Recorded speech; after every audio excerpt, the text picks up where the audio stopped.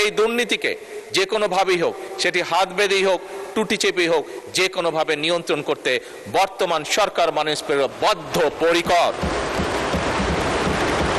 সারা দেশে 25 কোটি বৃক্ষরোপণ বা সবুজ কর্মসংস্থান সৃষ্টির কাজ আমরা হাতে নিয়েছি। মাননীয় স্পিকার, আজকের অধিবেশনের প্রথম পাঠে আমি বলেছিলাম যে আজকে সকালে আমি প্রাথমিক স্কুলের বাচ্চাদের একটি অনুষ্ঠানে যোগদান করেছিলাম। সেই অনুষ্ঠানেও সেইখানে আমি নিজে এবং অনলাইনে কানেক্টেড হয়ে বাংলাদেশের বিভিন্ন উপজেলায় সাথে স্কুলগুলোর সাথে কানেক্টেড হয়ে মাননীয় স্পিকার আজকে সকালে আমরা প্রায় 2 লক্ষ গাছের চারা আমরা রোপণ করেছি। মাননীয় স্পিকার,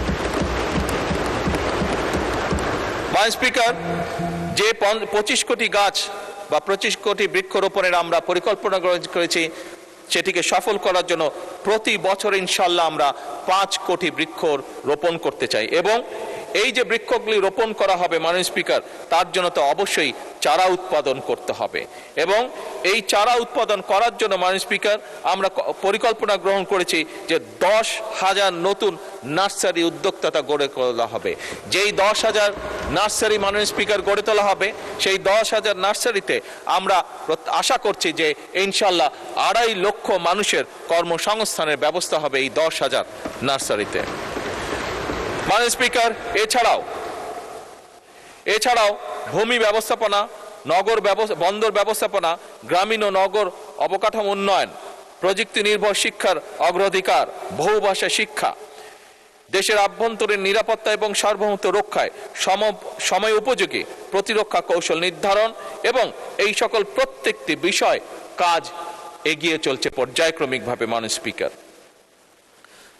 স্পিকার, একটু আগে মাননীয় বিরোধী দলীয় নেতা বিষয়টি উল্লেখ করেছেন। কি সেই বিষয়টি হচ্ছে অবশ্যই দুর্নীতি দমন এবং আইন শৃঙ্খলা রক্ষায় সরকারের অগ্রাধিকার।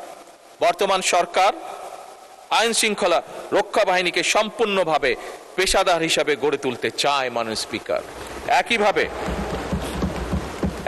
মাননীয় স্পিকার, দুর্নীতির যে বিষয়টি আছে, আমরা দেখেছি স্বৈরাচারের সময় কিভাবে প্রতি বছর এই দেশ থেকে $16 বিলিয়ন পাচার করে দেওয়া হয়েছে, যার ফলে বিরোধী দলীয় নেতা ওনার বক্তব্যে যে রাস্তাঘাট বা যেটারই উনি বিবরণ দিয়ে থাকুক না কেন, এই সকল সমস্যাগুলো একটি অন্যতম কারণ হচ্ছে এই দুর্নীতি। মাননীয় স্পিকার, এবং এই দুর্নীতিকে যে কোনোভাবেই হোক, সেটি হাত বেঁধেই হোক, টুটি চেপেই হোক, যে কোনোভাবে নিয়ন্ত্রণ করতে বর্তমান সরকার মাননীয় স্পিকার বদ্ধপরিকর।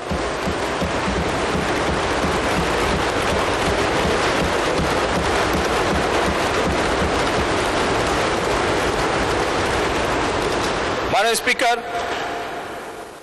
দেশের মানুষের যে কটি চাওয়া, মূল যে কটি চাওয়া, তার মধ্যে অন্যতম সাধারণ নাগরিকের, খেটে খাওয়া মানুষের অন্যতম চাওয়া হচ্ছে একটি নিরাপদ পরিবেশ।